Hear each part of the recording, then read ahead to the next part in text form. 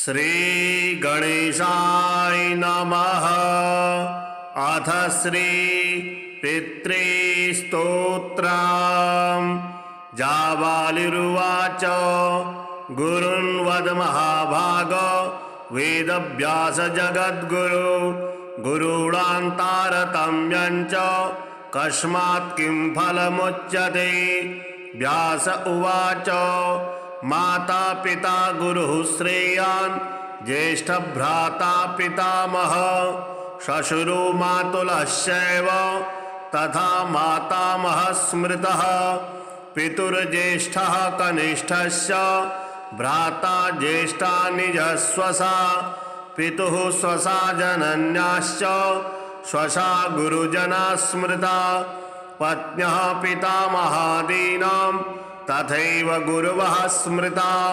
एतेषु हि पिता श्रेयान् गुरुरेव महागुरुः। पिता धर्मः पिता स्वर्गः पिता हि परमं तपः।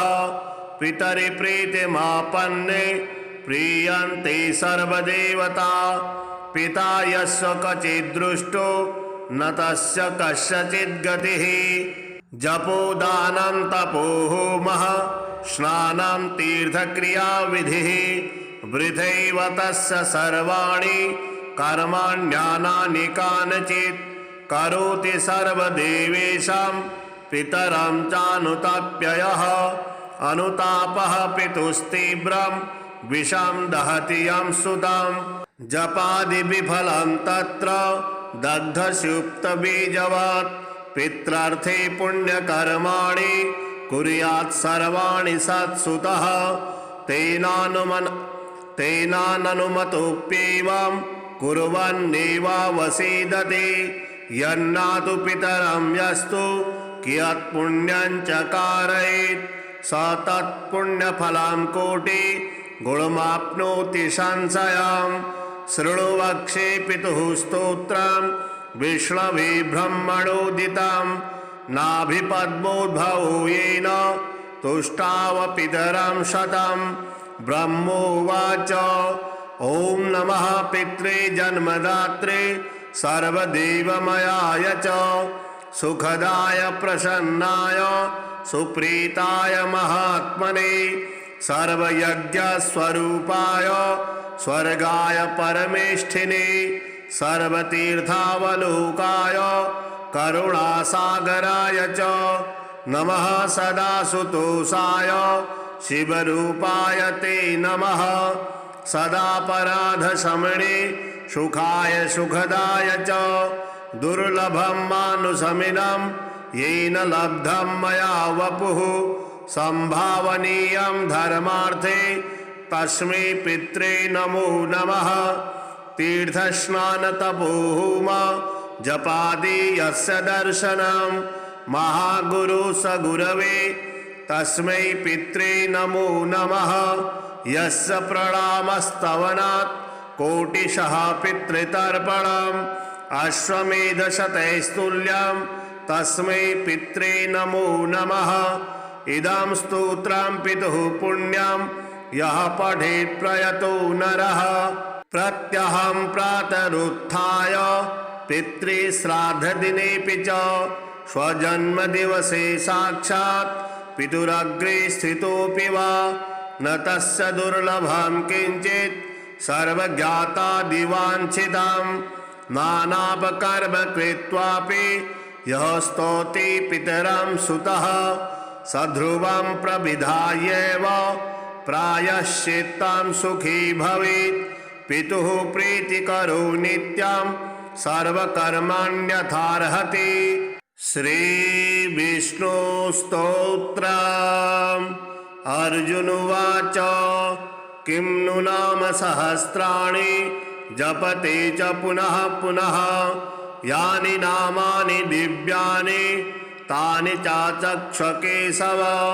श्रीभगवानुवाच मत्स्यं कूर्मं वराहं च वामनं च जनार्दनं गोविन्दं पुण्डरीकाक्षं माधवं मधुसूदनं पद्मनाभं सहस्राक्षं वनमालिं हलायुधं गोवर्धनं हृषीकेशं वैकुण्ठं पुरुषोत्तमं विश्वरूपं वासुदेवं रामं नारायणं हरिं दामोदरं श्रीधरं च वेदांगं गरुडध्वजम् अनन्तं कृष्णगोपालं जपतो नास्ति पातकं गवां कोटिप्रदानस्य अश्वमेधशतस्य च कन्यादानसहस्राणां फलं प्राप्नोति मानवः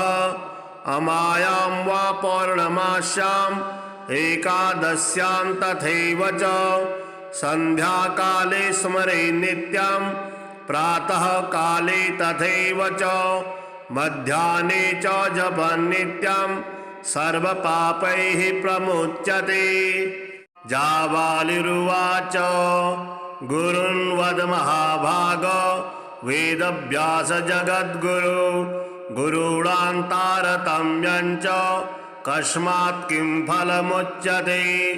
व्यास उवाच माता पिता गुरुः श्रेयान् ज्येष्ठभ्राता पितामह श्वशुरो मातुलश्चैव तथा मातामहः स्मृतः पितुर्ज्येष्ठः कनिष्ठस्य भ्राता ज्येष्ठा निजस्वसा पितुः स्वसा जनन्याश्च स्वसा गुरुजना स्मृता पत्न्यः पितामहादीनां तथैव गुरवः स्मृता एतेषु हि पिता श्रेयान् गुरुरेव महागुरुः पिता धर्मः पिता स्वर्गः पिता हि परमं तपः पितरि प्रीतिमापन्ने प्रीयन्ते सर्वदेवता पिता यस्य क्वचिद्दृष्टो न तस्य कस्यचित् गतिः जपोदानं तपो होमः स्नानं तीर्थक्रियाविधिः वृथैव तस्य सर्वाणि कर्माण्यानानि कानचित् करोति सर्वदेवेषां पितरं चानुताप्ययः अनुतापः पितुस्तीव्रं विषं दहति यं सुतं जपादिविफलं तत्र दग्धसुप्तबीजवत् पित्रार्थे पुण्यकर्माणि कुर्यात् सर्वाणि सत्सुतः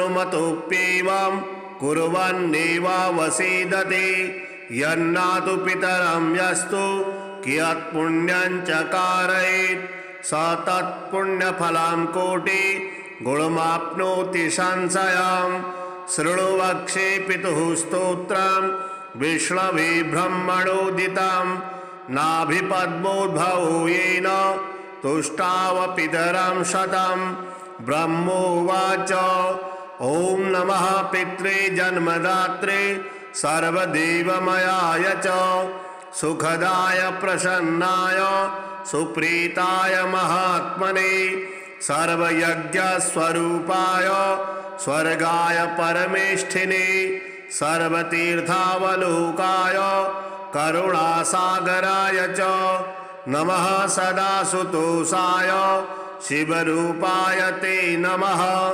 सदापराधशमने सुखाय सुखदाय च दुर्लभं मानुषमिदं येन लब्धं मया वपुः संभावनीयं धर्मार्थे तस्मै पित्रे नमो नमः तीर्थस्नानतपोहोम जपादि यस्य दर्शनं महागुरु स गुरवे तस्मै पित्रे नमो नमः यस्य प्रणामस्तवनात् कोटिशः पितृतर्पणम् अश्वमेधशतैस्तुल्यं तस्मै पित्रे नमो नमः इदं स्तोत्रं पितुः पुण्यं यः पठेत् प्रयतो नरः प्रत्यहं प्रातरुत्थाय पितृश्राद्धदिनेऽपि च स्वजन्मदिवसे साक्षात् पितुरग्रे स्थितोऽपि वा न तस्य दुर्लभं किञ्चित्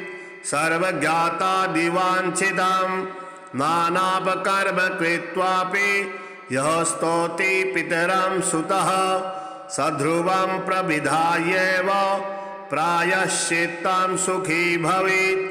पितुः प्रीतिकरो नित्यं सर्वकर्मण्यथार्हति।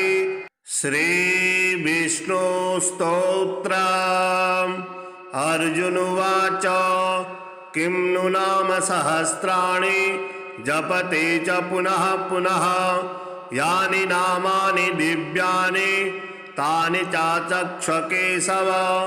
श्रीभगवानुवाच मत्स्यं कूर्मं वराहं च वामनं च जनार्दनं गोविन्दं पुण्डरीकाक्षं माधवं मधुसूदनं पद्मनाभं सहस्राक्षं वनमालिं हलायुधं गोवर्धनं हृषीकेशं वैकुण्ठं पुरुषोत्तमं विश्वरूपं वासुदेवं रामं नारायणं हरिं दामोदरं श्रीधरं च वेदांगं गरुडध्वजम् अनन्तं कृष्णगोपालं जपतो नास्ति पातकं गवां कोटिप्रदानस्य अश्वमेधशतस्य च कन्यादानसहस्राणां फलं प्राप्नोति मानवः। अमायां वा पौर्णमास्याम् एकादश्यां तथैव च सन्ध्याकाले स्मरे नित्यं प्रातः काले तथैव च मध्याह्ने च जपन् नित्यं सर्वपापैः प्रमुच्यते। जाबालिरुवाच गुरुन् वद महाभाग वेदव्यास जगद्गुरु गुरूणां तारतम्यं च कस्मात् किं फलमुच्यते। व्यास उवाच माता पिता गुरुः श्रेयान् ज्येष्ठभ्राता पितामहः श्वशुरो मातुलश्चैव तथा मातामहः स्मृतः पितुर्ज्येष्ठः कनिष्ठश्च भ्राता ज्येष्ठा निजस्वसा पितुः स्वसा जनन्याश्च स्वसा गुरुजना स्मृता पत्न्यः पितामहादीनां तथैव गुरवः स्मृता एतेषु हि पिता श्रेयान् गुरुरेव महागुरुः पिता धर्मः पिता स्वर्गः पिता हि परमं तपः पितरि प्रीतिमापन्ने प्रीयन्ते सर्वदेवता पिता यस्य क्वचिद्दृष्टो न तस्य कस्यचित् गतिः जपोदानं तपो होमः स्नानं तीर्थक्रियाविधिः वृथैव तस्य सर्वाणि कर्माण्यानानि कानचित् करोति सर्वदेवेषां पितरं चानुताप्ययः अनुतापः पितुस्तीव्रं विषं दहति यं सुतं जपादि विफलं तत्र दग्धसुप्तबीजवत् पित्रार्थे पुण्यकर्माणि कुर्यात् सर्वाणि सत्सुतः तेनानुमतोऽप्येवं कुर्वन्नेवावसीदते यन्नातु पितरं यस्तु कियत्पुण्यं च कारयेत् स तत्पुण्यफलं कोटि गुणमाप्नोति संशयं शृणु वक्षे पितुः स्तोत्रं विष्णवे ब्रह्मणोदितं नाभिपद्मोद्भवो येन तुष्टाव पितरं शतं ब्रह्मोवाच ॐ नमः पित्रे जन्मदात्रे सर्वदेवमयाय च सुखदाय प्रसन्नाय सुप्रीताय महात्मने सर्वयज्ञस्वरूपाय स्वर्गाय परमेष्ठिने सर्वतीर्थावलोकाय करुणासागराय च नमः सदासुतोषाय शिवरूपाय ते नमः सदापराधशमने सुखाय सुखदाय च दुर्लभं मानुषमिदं येन लब्धं मया वपुः संभावनीयं धर्मार्थे तस्मै पित्रे नमो नमः तीर्थस्नानतपोहोम जपादि यस्य दर्शनं महागुरु स गुरवे तस्मै पित्रे नमो नमः।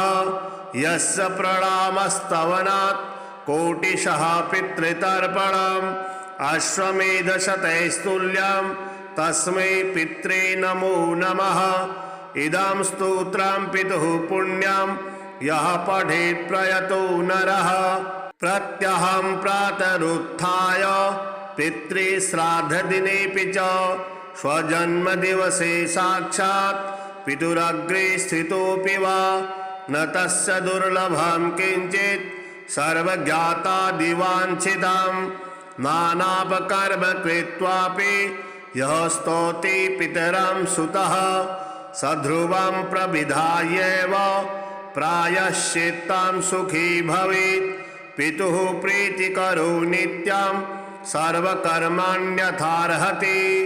श्रीविष्णुस्तोत्रम्। अर्जुन उवाच किं नु नाम सहस्राणि जपते च पुनः पुनः यानि नामानि दिव्यानि तानि चाचक्ष केशव। श्रीभगवानुवाच मत्स्यं कूर्मं वराहं च वामनं च जनार्दनं गोविन्दं पुण्डरीकाक्षं माधवं मधुसूदनं पद्मनाभं सहस्राक्षं वनमालिं हलायुधं गोवर्धनं हृषीकेशं वैकुण्ठं पुरुषोत्तमं विश्वरूपं वासुदेवं रामं नारायणं हरिं दामोदरं श्रीधरं च वेदांगं गरुडध्वजम् अनन्तं कृष्णगोपालं जपतो नास्ति पातकम् गवां कोटिप्रदानस्य अश्वमेधशतस्य च कन्यादानसहस्राणां फलं प्राप्नोति मानवः। अमायां वा पौर्णमास्याम् एकादश्यां तथैव च सन्ध्याकाले स्मरे नित्यं प्रातः काले तथैव च मध्याह्ने च जपन् नित्यं सर्वपापैः प्रमुच्यते। जाबालिरुवाच गुरुन् वद महाभाग वेदव्यास जगद्गुरु गुरूणां तारतम्यं च कस्मात् किं फलमुच्यते।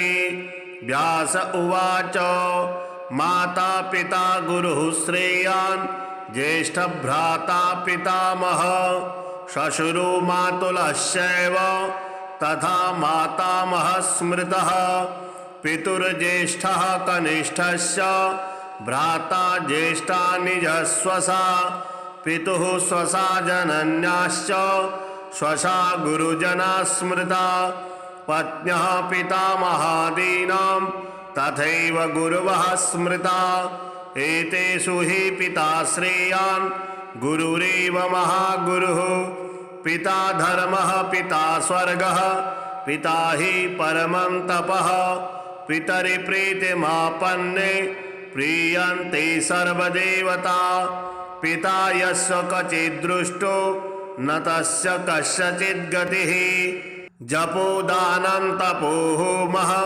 स्नानं तीर्थक्रियाविधिः वृथैव तस्य सर्वाणि कर्माण्यानानि कानचित् करोति सर्वदेवेषां पितरं चानुताप्ययः अनुतापः पितुस्तीव्रं विषं दहति यं सुतं जपादि विफलं तत्र दग्धसुप्तबीजवत् पित्रार्थे पुण्यकर्माणि कुर्यात् सर्वाणि सत्सुतः तेनानुमतोऽप्येवं कुर्वन्नेवावसीदति यन्नातु पितरं यस्तु कियत्पुण्यं च कारयेत् स तत्पुण्यफलं कोटि गुणमाप्नोति संशयं शृणु वक्षे पितुः स्तोत्रं विष्णवे ब्रह्मणोदितं नाभिपद्मोद्भवो येन तुष्टाव पितरं शतं ब्रह्मोवाच ॐ नमः पित्रे जन्मदात्रे सर्वदेवमयाय च सुखदाय प्रसन्नाय सुप्रीताय महात्मने सर्वयज्ञस्वरूपाय स्वर्गाय परमेष्ठिने सर्वतीर्थावलोकाय करुणासागराय च नमः सदासुतोषाय शिवरूपाय ते नमः सदापराधशमने सुखाय सुखदाय च दुर्लभं मानुषमिदं येन लब्धं मया वपुः संभावनीयं धर्मार्थे तस्मै पित्रे नमो नमः तीर्थस्नानतपोहोम जपादि यस्य दर्शनं महागुरु स गुरवे तस्मै पित्रे नमो नमः यस्य प्रणामस्तवनात् कोटिशः पितृतर्पणम् अश्वमेधशतैस्तुल्यं तस्मै पित्रे नमो नमः इदं स्तोत्रं पितुः पुण्यं यः पठेत् प्रयतो नरः प्रत्यहं प्रातरुत्थाय पितृश्राद्धदिनेऽपि च स्वजन्मदिवसे साक्षात् पितुरग्रे स्थितोऽपि वा न तस्य दुर्लभं किञ्चित् सर्वज्ञातादिवाञ्छितं नानापकर्म कृत्वापि यः स्तौति पितरं सुतः सध्रुवं प्रविधायैव प्रायश्चित्तं सुखी भवेत् पितुः प्रीतिकरो नित्यं सर्वकर्माण्यथार्हति श्रीविष्णुस्तोत्रम् अर्जुन उवाच किं नु नाम सहस्राणि जपते च पुनः पुनः यानि नामानि दिव्यानि तानि चाचक्ष केशव श्रीभगवानुवाच मत्स्यं कूर्मं वराहं च वामनं च जनार्दनं गोविन्दं पुण्डरीकाक्षं माधवं मधुसूदनं पद्मनाभं सहस्राक्षं वनमालिं हलायुधं गोवर्धनं हृषीकेशं वैकुण्ठं पुरुषोत्तमं विश्वरूपं वासुदेवं रामं नारायणं हरिं दामोदरं श्रीधरं च वेदांगं गरुडध्वजम् अनन्तं कृष्णगोपालं जपतो नास्ति पातकं गवां कोटिप्रदानस्य अश्वमेधशतस्य च कन्यादानसहस्राणां फलं प्राप्नोति मानवः अमायां वा पौर्णमास्याम् एकादश्यां तथैव च सन्ध्याकाले स्मरे नित्यं प्रातः काले तथैव च मध्याह्ने च जपन् नित्यं सर्वपापैः प्रमुच्यते जाबालिरुवाच गुरुन् वद महाभाग वेदव्यास जगद्गुरु गुरूणां तारतम्यं च कस्मात् किं फलमुच्यते व्यास उवाच माता पिता गुरुः श्रेयान् ज्येष्ठभ्राता पितामहः श्वशुरो मातुलश्चैव तथा मातामहः स्मृतः पितुर्ज्येष्ठः कनिष्ठश्च भ्राता ज्येष्ठा निजस्वसा पितुः स्वसा जनन्याश्च स्वसा गुरुजना स्मृता पत्न्यः पितामहादीनां तथैव गुरवः स्मृता एतेषु हि पिता श्रेयान् गुरुरेव महागुरुः पिता धर्मः पिता स्वर्गः पिता हि परमं तपः पितरि प्रीतिमापन्ने प्रीयन्ते सर्वदेवता पिता यस्य क्वचिद्दृष्टो न तस्य कस्यचित् गतिः जपोदानं तपोहोमः स्नानं तीर्थक्रियाविधिः वृथैव तस्य सर्वाणि कर्माण्यानानि कानचित् करोति सर्वदेवेषां पितरं चानुतप्ययः अनुतापः पितुस्तीव्रं विषं दहति यं सुतं जपादि विफलं तत्र दग्धसुप्तबीजवत् पित्रार्थे पुण्यकर्माणि कुर्यात् सर्वाणि सत्सुतः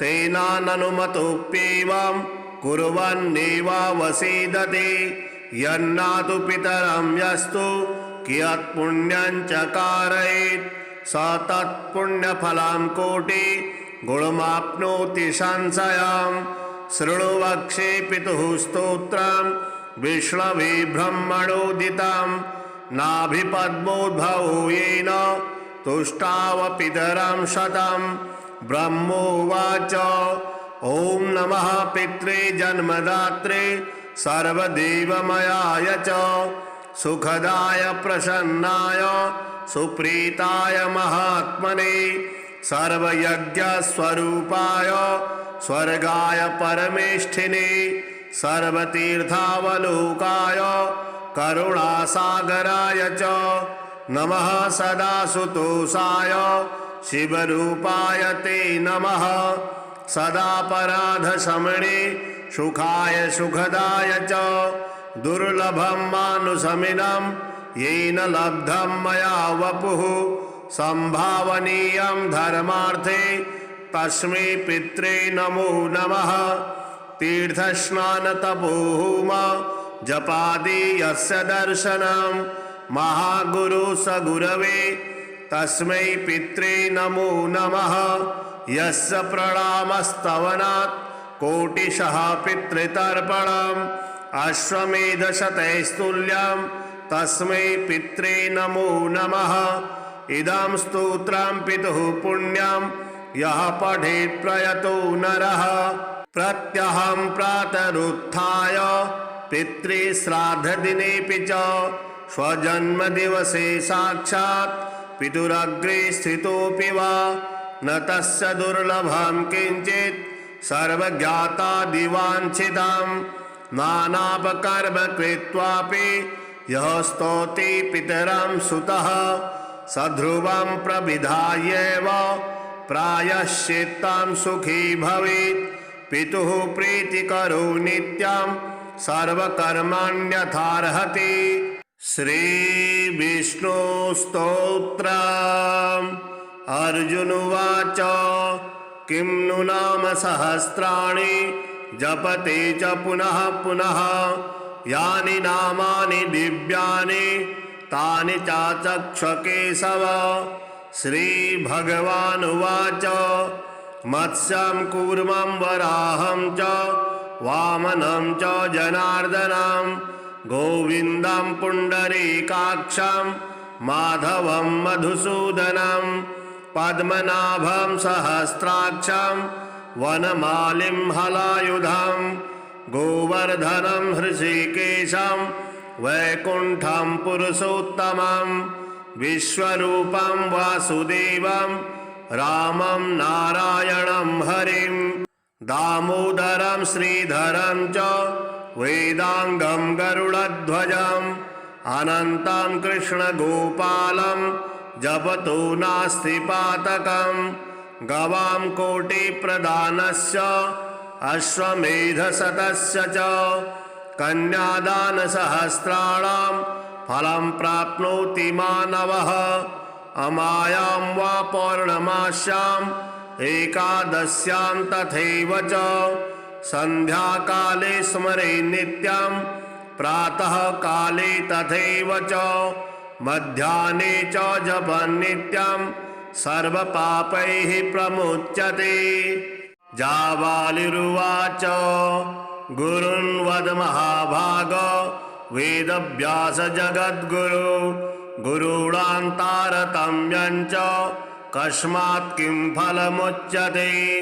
व्यास उवाच माता पिता गुरुः श्रेयान् ज्येष्ठभ्राता पितामह श्वशुरो मातुलश्चैव तथा मातामहः स्मृतः पितुर्ज्येष्ठः कनिष्ठस्य भ्राता ज्येष्ठा निजस्वसा पितुः स्वसा जनन्याश्च स्वसा गुरुजना स्मृता पत्न्यः पितामहादीनां तथैव गुरवः स्मृता एतेषु हि पिता श्रेयान् गुरुरेव महागुरुः पिता धर्मः पिता स्वर्गः पिता हि परमं तपः पितरि प्रीतिमापन्ने प्रीयन्ते सर्वदेवता पिता यस्य कचिद्दृष्टो न तस्य कस्यचित् गतिः जपोदानं तपो होमः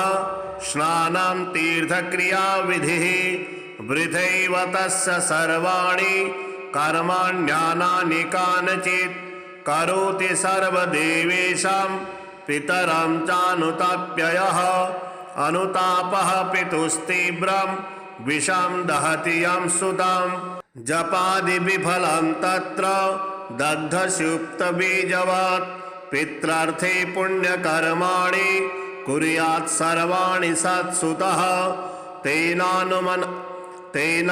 तेनानुमतोऽप्येवं कुर्वन्नेवावसीदति यन्नातु पितरं यस्तु कियत्पुण्यं च कारयेत् स तत्पुण्यफलं कोटि गुणमाप्नोति संशयम् शृणु वक्षे पितुः स्तोत्रं विष्णवे ब्रह्मणोदितं नाभिपद्मोद्भवो येन तुष्टाव पितरं शतं ब्रह्मोवाच ॐ नमः पित्रे जन्मदात्रे सर्वदेवमयाय च सुखदाय प्रसन्नाय सुप्रीताय महात्मने सर्वयज्ञस्वरूपाय स्वर्गाय परमेष्ठिने सर्वतीर्थावलोकाय करुणासागराय च नमः सदा सुतोषाय शिवरूपाय ते नमः सदा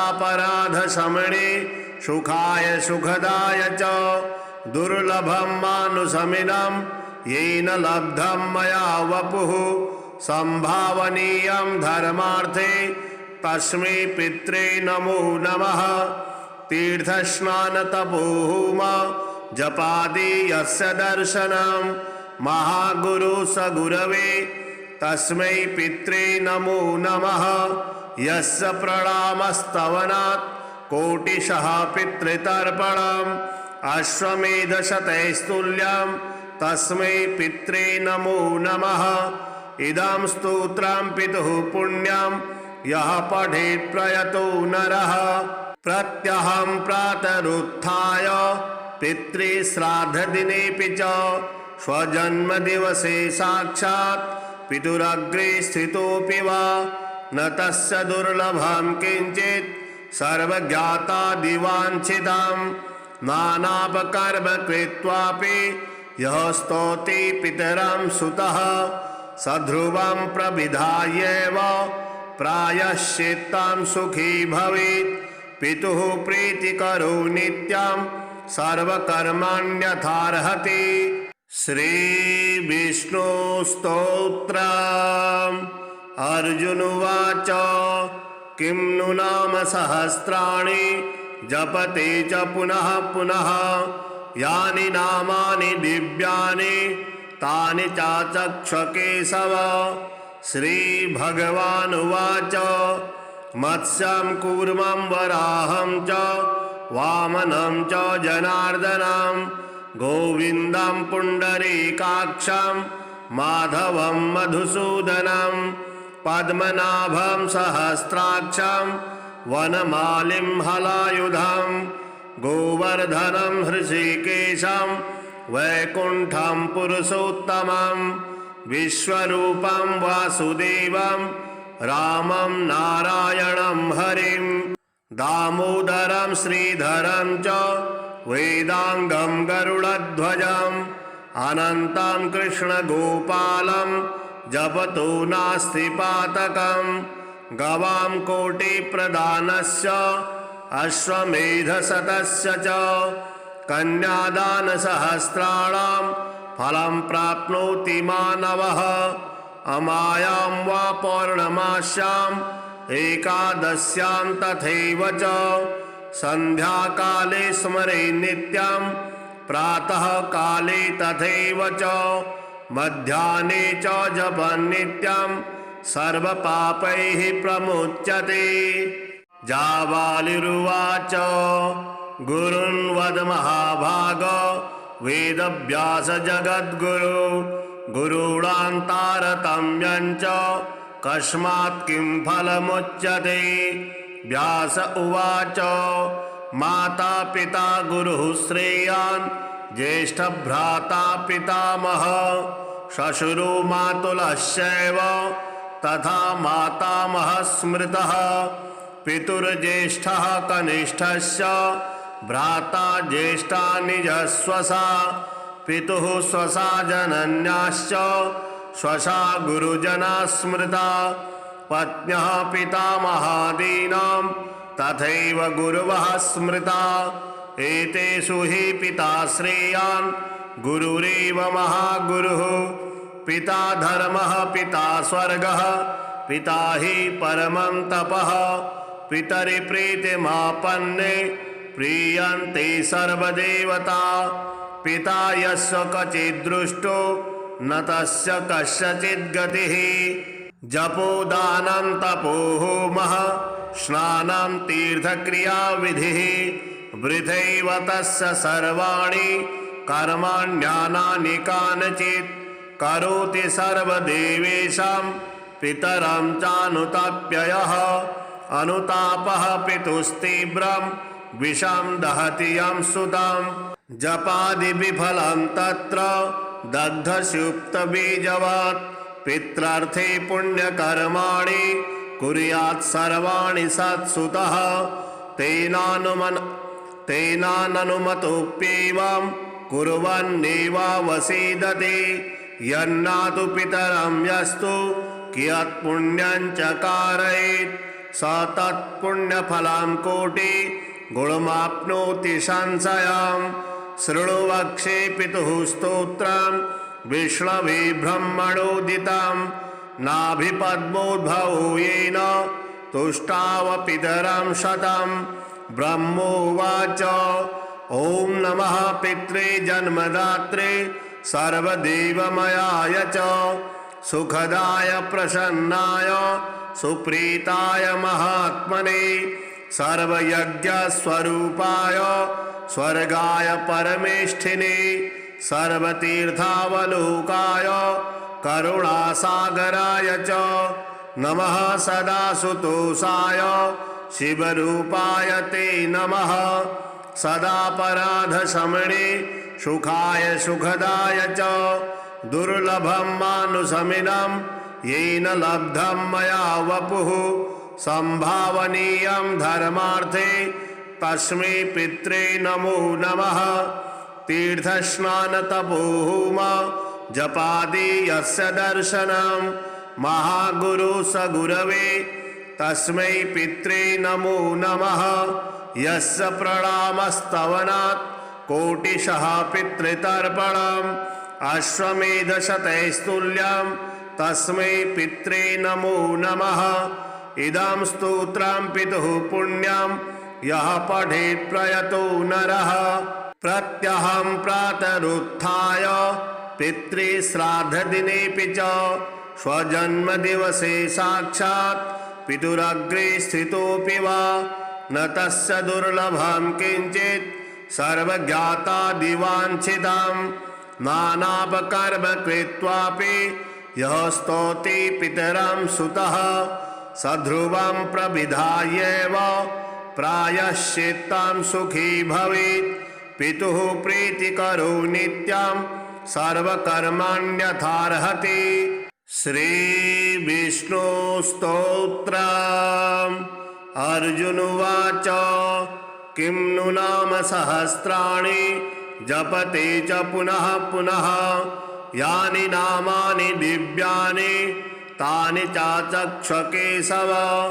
श्रीभगवानुवाच मत्स्यं कूर्मं वराहं च वामनं च जनार्दनं गोविन्दं पुण्डरीकाक्षं माधवं मधुसूदनं पद्मनाभं सहस्राक्षं वनमालिं हलायुधं गोवर्धनं हृषीकेशं वैकुण्ठं पुरुषोत्तमं विश्वरूपं वासुदेवं रामं नारायणं हरिं दामोदरं श्रीधरं च वेदांगं गरुडध्वजम् अनन्तं कृष्णगोपालं जपतो नास्ति पातकं गवां कोटिप्रदानस्य अश्वमेधशतस्य च कन्यादानसहस्राणां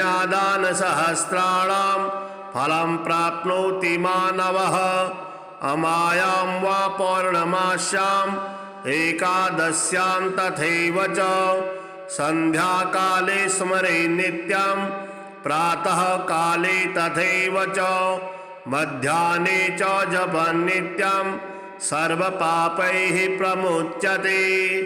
जाबालिरुवाच गुरुन् वद महाभाग वेदव्यास जगद्गुरु गुरूणां तारतम्यं च कस्मात् किं फलमुच्यते।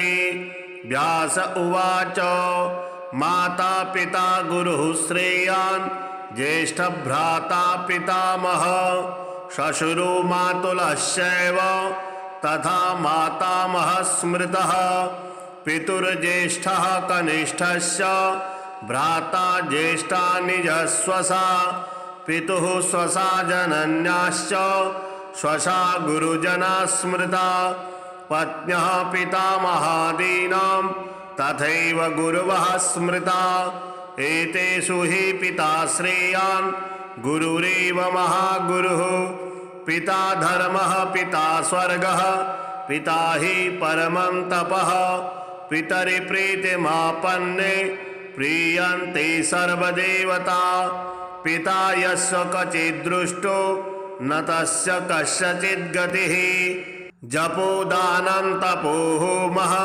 स्नानं तीर्थक्रियाविधिः वृथैव तस्य सर्वाणि कर्माण्यानानि कानचित् करोति सर्वदेवेषां पितरं चानुताप्ययः अनुतापः पितुस्तीव्रं विषं दहति यं सुतं जपादिविफलं तत्र दग्धसुप्तबीजवत् पित्रार्थे पुण्यकर्माणि कुर्यात् सर्वाणि सत्सुतः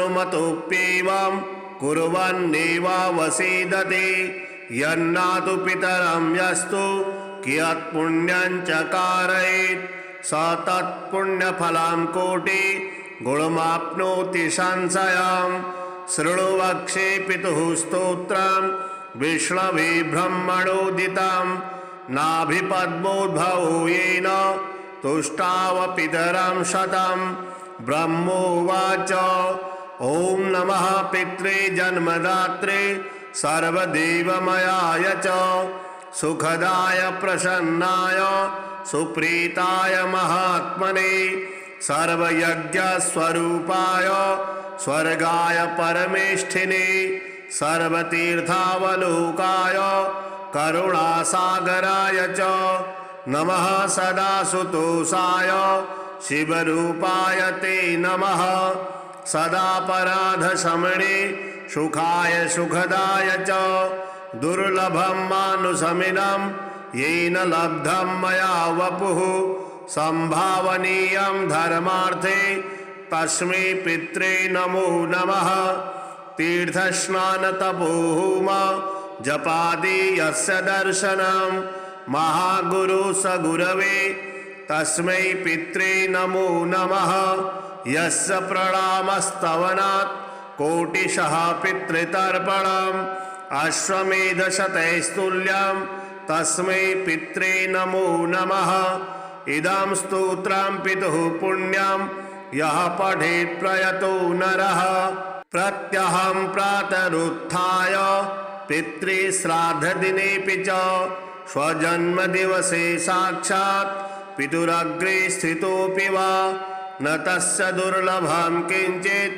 सर्वज्ञातादिवाञ्छितं नानापकर्म कृत्वापि यः स्तौति पितरं सुतः सध्रुवं प्रविधायैव प्रायश्चित्तं सुखी भवेत्। पितुः प्रीतिकरो नित्यं सर्वकर्मण्यथार्हति। श्रीविष्णुस्तोत्रम्। अर्जुन उवाच किं नु नाम सहस्राणि जपते च पुनः पुनः यानि नामानि दिव्यानि तानि चाचक्ष केशव। श्रीभगवानुवाच मत्स्यं कूर्मं वराहं च वामनं च जनार्दनं गोविन्दं पुण्डरीकाक्षं माधवं मधुसूदनं पद्मनाभं सहस्राक्षं वनमालिं हलायुधं गोवर्धनं हृषीकेशं वैकुण्ठं पुरुषोत्तमं विश्वरूपं वासुदेवं रामं नारायणं हरिं दामोदरं श्रीधरं च वेदांगं गरुडध्वजम् अनन्तं कृष्णगोपालं जपतो नास्ति पातकं गवां कोटिप्रदानस्य अश्वमेधशतस्य च कन्यादानसहस्राणां फलं प्राप्नोति मानवः। अमायां वा पौर्णमास्याम् एकादश्यां तथैव च सन्ध्याकाले स्मरे नित्यं प्रातः काले तथैव च मध्याह्ने च जपन् नित्यं सर्वपापैः प्रमुच्यते। जाबालिरुवाच गुरुन् वद महाभाग वेदव्यास जगद्गुरु गुरूणां तारतम्यं च कस्मात् किं फलमुच्यते। व्यास उवाच माता पिता गुरुः श्रेयान् ज्येष्ठभ्राता पितामहः श्वशुरो मातुलश्चैव तथा मातामहः स्मृतः पितुर्ज्येष्ठः कनिष्ठस्य भ्राता ज्येष्ठा निजस्वसा पितुः स्वसा जनन्याश्च स्वसा गुरुजना स्मृता पत्न्यः पितामहादीनां तथैव गुरवः स्मृता एतेषु हि पिता श्रेयान् गुरुरेव महागुरुः पिता धर्मः पिता स्वर्गः पिता हि परमं तपः पितरि प्रीतिमापन्ने प्रीयन्ते सर्वदेवता पिता यस्य क्वचिद्दृष्टो न तस्य कस्यचित् गतिः जपोदानं तपो होमः स्नानं तीर्थक्रियाविधिः वृथैव तस्य सर्वाणि कर्माण्यानानि कानचित् करोति सर्वदेवेषां पितरं चानुताप्ययः अनुतापः पितुस्तीव्रं विषं दहति यं सुतं जपादिविफलं तत्र दग्धसुप्तबीजवत् पित्रार्थे पुण्यकर्माणि कुर्यात् सर्वाणि सत्सुतः तेनानुमतोऽप्येवं कुर्वन्नेवावसीदते यन्नातु पितरं यस्तु कियत्पुण्यं चकारयेत् स तत्पुण्यफलं कोटि गुणमाप्नोति संशयं शृणु वक्षे पितुः स्तोत्रं विष्णवे ब्रह्मणोदितं नाभिपद्मोद्भवो येन तुष्टाव पितरं शतं ब्रह्मोवाच ॐ नमः पित्रे जन्मदात्रे सर्वदेवमयाय च सुखदाय प्रसन्नाय सुप्रीताय महात्मने सर्वयज्ञस्वरूपाय स्वर्गाय परमेष्ठिने सर्वतीर्थावलोकाय करुणासागराय च नमः सदासुतोषाय शिवरूपाय ते नमः सदापराधशमने सुखाय सुखदाय च दुर्लभं मानुषमिदं येन लब्धं मया वपुः संभावनीयं धर्मार्थे तस्मै पित्रे नमो नमः तीर्थस्नानतपोहोम जपादि यस्य दर्शनं महागुरु स गुरवे तस्मै पित्रे नमो नमः। यस्य प्रणामस्तवनात् कोटिशः पितृतर्पणम् अश्वमेधशतैस्तुल्यं तस्मै पित्रे नमो नमः।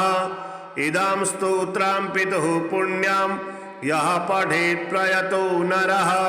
प्रत्यहं प्रातरुत्थाय पितृश्राद्धदिनेऽपि च स्वजन्मदिवसे साक्षात् पितुरग्रे स्थितोऽपि वा न तस्य दुर्लभं किञ्चित् सर्वज्ञातादिवाञ्छितं नानापकर्म कृत्वापि यः स्तौति पितरं सुतः सध्रुवं प्रविधायैव प्रायश्चित्तं सुखी भवेत्।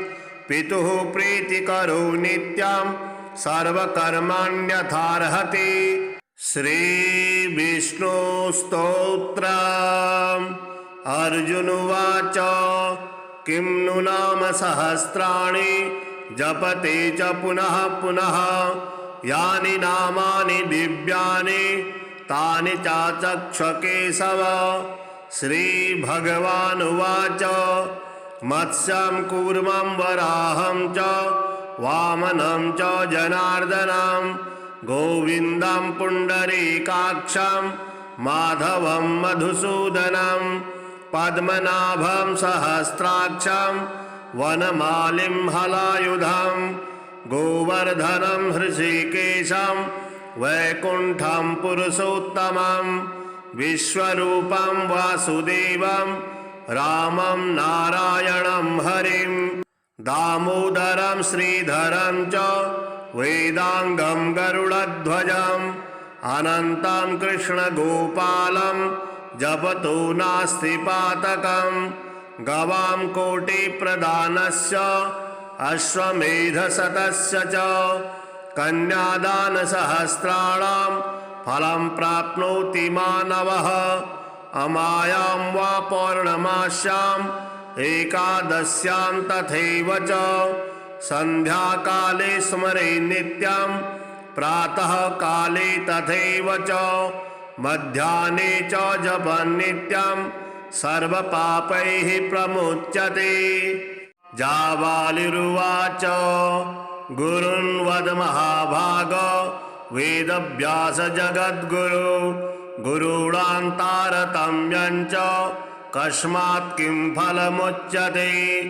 व्यास उवाच माता पिता गुरुः श्रेयान् ज्येष्ठभ्राता पितामहः श्वशुरो मातुलश्चैव तथा मातामहः स्मृतः पितुर्ज्येष्ठः कनिष्ठस्य भ्राता ज्येष्ठा निजस्वसा पितुः स्वसा जनन्याश्च स्वसा गुरुजना स्मृता पत्न्यः पितामहादीनां तथैव गुरवः स्मृता एतेषु हि पिता श्रेयान् गुरुरेव महागुरुः पिता धर्मः पिता स्वर्गः पिता हि परमं तपः पितरि प्रीतिमापन्ने प्रीयन्ते सर्वदेवता पिता यस्य क्वचिद्दृष्टो न तस्य कस्यचित् गतिः जपोदानं तपो होमः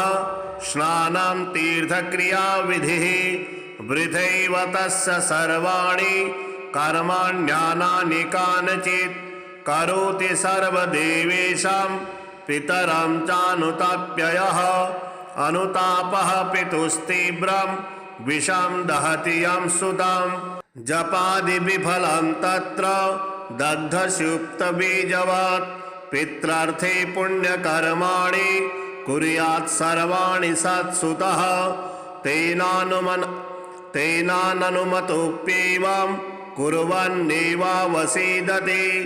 यन्नातु पितरं यस्तु कियत्पुण्यं चकारयेत् स तत्पुण्यफलं कोटि गुणमाप्नोति संशयम् शृणु वक्षे पितुः स्तोत्रं विष्णवे ब्रह्मणोदितं नाभिपद्मोद्भवो येन तुष्टाव पितरं शतं ब्रह्मोवाच ॐ नमः पित्रे जन्मदात्रे सर्वदेवमयाय च सुखदाय प्रसन्नाय सुप्रीताय महात्मने सर्वयज्ञस्वरूपाय स्वर्गाय परमेष्ठिने सर्वतीर्थावलोकाय करुणासागराय च नमः सदासुतोषाय शिवरूपाय ते नमः सदापराधशमने सुखाय सुखदाय च दुर्लभं मानुषमिदं येन लब्धं मया वपुः संभावनीयं धर्मार्थे तस्मै पित्रे नमो नमः तीर्थस्नानतपोहोम जपादि यस्य दर्शनं महागुरु स गुरवे तस्मै पित्रे नमो नमः यस्य प्रणामस्तवनात् कोटिशः पितृतर्पणम् अश्वमेधशतैस्तुल्यं तस्मै पित्रे नमो नमः इदं स्तोत्रं पितुः पुण्यं यः पठेत् प्रयतो नरः प्रत्यहं प्रातरुत्थाय पितृश्राद्धदिनेऽपि च स्वजन्मदिवसे साक्षात् पितुरग्रे स्थितोऽपि वा न तस्य दुर्लभं किञ्चित् सर्वज्ञातादिवाञ्छितं नानापकर्म कृत्वापि यः स्तौति पितरं सुतः सध्रुवं प्रविधायैव प्रायश्चित्तं सुखी भवेत् पितुः प्रीतिकरो नित्यं सर्वकर्माण्यथार्हति श्रीविष्णुस्तोत्रम्